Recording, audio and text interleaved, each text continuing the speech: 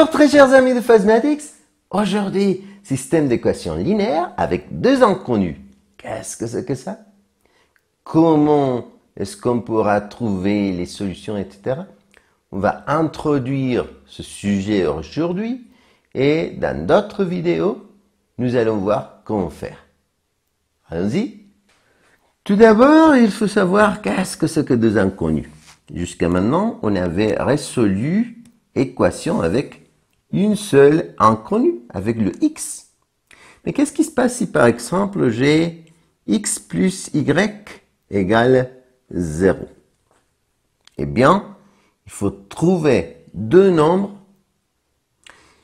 qui puissent faire cette équation vraie. Par exemple, 1 plus moins 1 égale 0.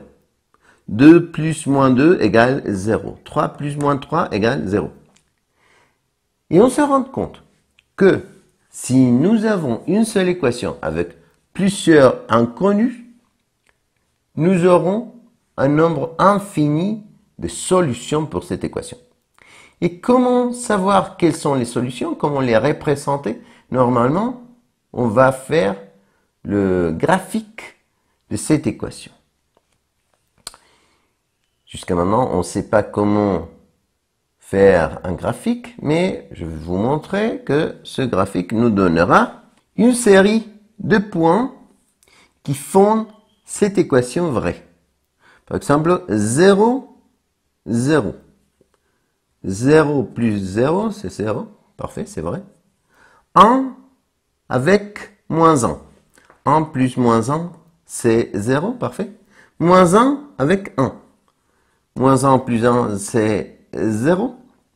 Donc, si nous avons une seule équation avec plusieurs inconnus, en général, on peut dire qu'on aura un nombre infini de solutions. Mais ce n'est pas le cas pour le système d'équations. Pour le système d'équations, on va dire qu'il s'agit des équations où il faut trouver qu'est-ce qu'il y a en commun pour les équations. Par exemple, si j'ai 3x plus y égale 0 et moins x plus 2y égale 1. Qu'est-ce qu'il y a en commun? Quelle est la valeur pour x et la valeur pour y qui, en même temps, puissent faire vrai les deux équations? Quel est le nombre que je peux remplacer pour x et remplacer pour y? La même valeur pour les deux équations en x, la même valeur pour les deux équations en y, qui nous donne une équation vraie ici, mais aussi là. Eh bien, pour mieux comprendre, on peut faire les graphiques des deux équations, voir qu'est-ce que ça donne. Donc, on se rend compte que cette équation sera cette ligne et cette autre équation sera cette autre ligne.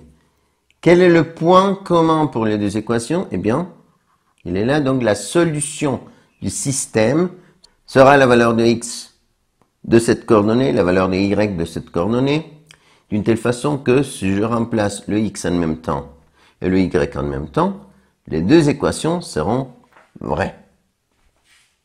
Mais il faut savoir que c'est pas toujours comme ça. Peut-être que je suis en train de calculer le point commun des deux équations et je me rends compte, si je fais le graphique, que ce sont deux lignes parallèles. Et si ce sont deux lignes parallèles, il n'y a pas un point commun. C'est-à-dire que notre système n'a pas de solution. Finalement, il faut savoir aussi que on pourrait peut-être dessiner cette ligne et se rendre compte que c'est la même ligne. Parce que c'est la même équation, mais écrite d'une façon différente. Ce sont équations équivalentes. Dans ce cas-là, c'est comme ici, on pourra avoir un nombre infini de points sur la ligne, un nombre infini de solutions. Donc, si vous avez un système d'équations avec deux inconnus et deux équations, on pourra toujours avoir la solution, pas de solution ou un nombre infini de solutions.